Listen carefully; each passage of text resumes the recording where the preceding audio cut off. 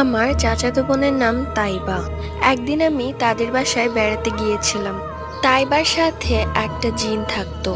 তো আমরা সারাদিন অনেক মজা করলাম।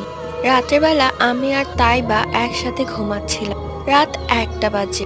দেখি তাইবা আমার পাশে নেই। আমি ভাবলাম ওয়াশরুমে গেছে হয়তো। অনেকক্ষণ হয়ে গেছে, তাইবা আসে না। আমি ওয়াশরুমে গিয়ে দেখি তাইবা নেই।